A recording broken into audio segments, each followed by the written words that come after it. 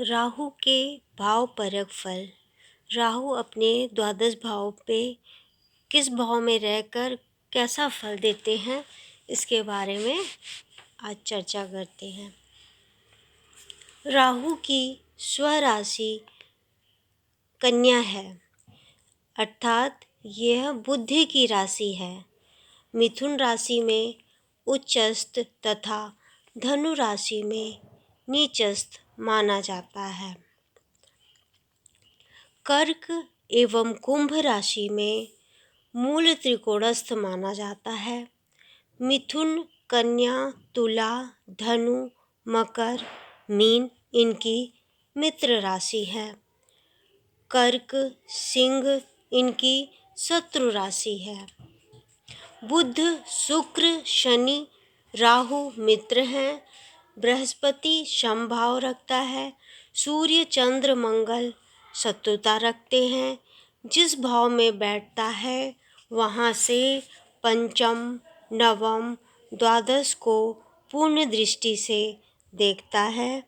वृष और तुला में ये पंचम, नवम, द्वादश भाव में पूर्ण दृष्टि से देखते हैं। माना जाता है अष्टम और नवम में बैठकर ये प्रबल हो जाते हैं और वृष और तुला में योग कारक होते हैं।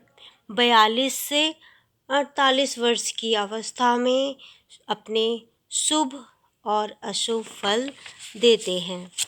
चलिए, यदि आपके राहु प्रथम भाव में है तो ऐसा जातक प्रायः रोगी, विकल, कुरूप, साहसी और अधार्मिक होता है। सिंह, कर्क या मेष में राहु लग्न में हो तो लाभ देता है। ये गर्ग का मत है। मंतेश्वर के अनुसार आयु, संपत्ति तथा मन को चंचल करता है, मुख का रोगी बनाता है। द्वितीय भाव में अगर राहु है तो धन हानि, कुसंगति, कटुभाषी, धनहीन, मित्रहीन, कुटुंबीजनों से झगड़े करने वाला, झूठ बोलने वाला, बंधुनाशक होता है और धन संग्रह नहीं करता है। तृतीय भाव में अगर राहु है तो ऐसा जातक पराक्रमी, धनवान, दृढ़ विचार वाला, विश्व बंधुत्व के भाव वाला होता है। धन, पुत्र, स्त्री, मित्र आदि सुखों को प्राप्त करता है। इस स्थान का राहु विजय और कीर्ति देता है, किंतु भाइयों के लिए अशुभ होता है। चतुर्थ भाव का राहु माता पिता को कष्ट देता है, मित्रहीन होता है, चिंता युक्त होता है, बेचैन और वास्तविक सुख में कमी नहीं मिलती है।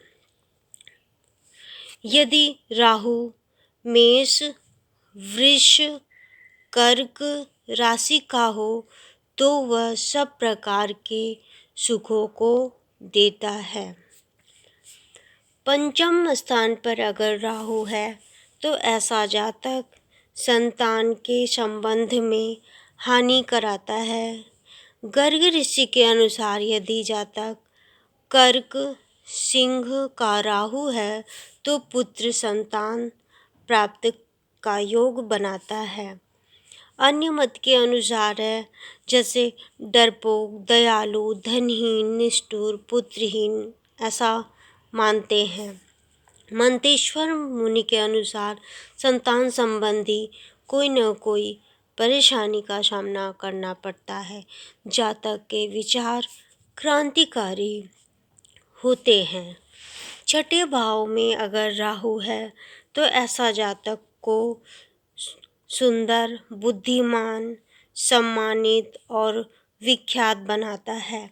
जातक शत्रुओं पर विजय प्राप्त करता है। यदि राहु के ऊपर शुभ ग्रह की दृष्टि हो तो ये अनिष्टों का नाश करने वाला होता है।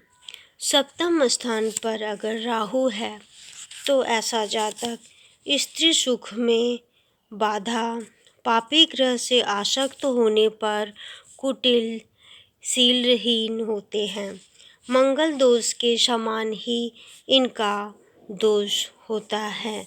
मंतेश्वर ऋषि के अनुसार स्त्री संघ के कारण धनहीन, विधुर और निर्बल होते हैं।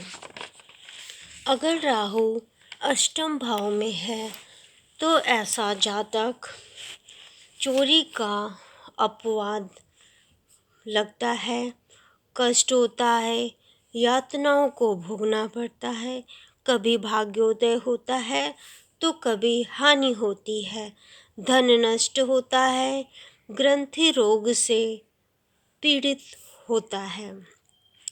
नवम स्थान का अगर राहु है तो पिता से द्वेष करने वाला, धर्महीन, कभी कभी धर्म परिवर्तन करने वाला होता है, दूसरों को नीचा करने वाला होता है, अभिमानी और नीच कर्म करता है, कुसंगति वाला होता है और अपनी जाति के हित में नहीं होता है।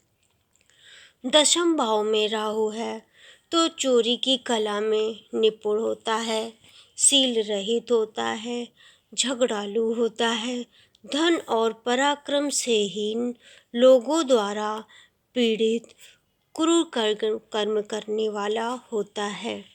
एकादश का राहु प्रशिक्षित, धनी, विद्वान बनाता है, विदेशियों से विशेष लाभ होता है, विलासी, विदेश भ्रमण, राज्य सम्मान, वस्त्र आभूषण आदि से समृद्ध होता है।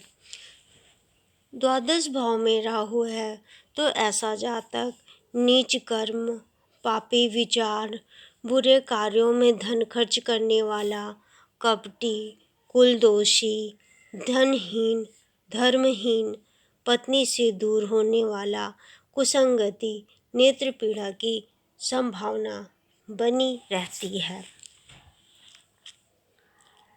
और अगर शुभ ग्रह की दृष्टि हो तो जस्ट इसके विपरीत प्रभाव देता है।